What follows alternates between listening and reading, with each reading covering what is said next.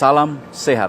Penyakit stroke merupakan penyakit yang populer yang mengakibatkan kematian. Akibat dari pola hidup yang salah, pola makan yang salah, pola aktivitas yang salah mengakibatkan terjadinya penyakit stroke ini. Maka ikuti gerakan senam anti stroke. Lakukan aktivitas fisik berupa senam anti stroke yang bisa dilakukan minimal 2 hari sekali atau setiap hari untuk mengurangi resiko penyakit stroke ini. Semoga bermanfaat dan salam sehat.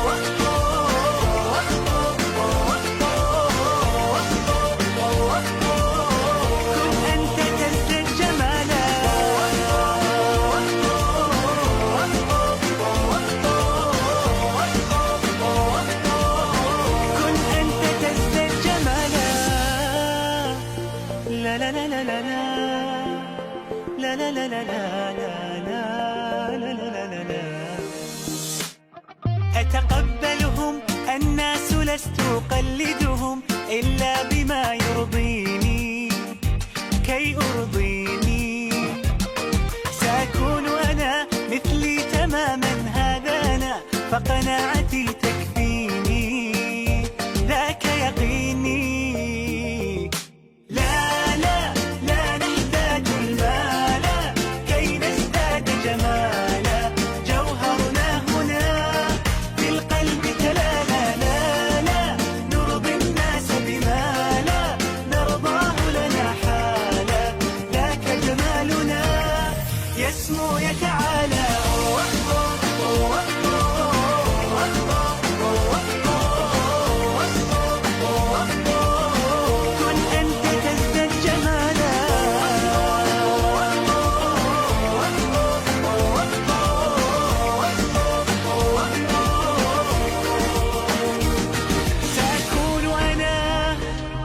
من أرضى أنا لن أسعى لرضاهم وأكون أنا ما أهوى أنا مالي وما لرضاهم سأكون أنا من أرضى أنا لن أسعى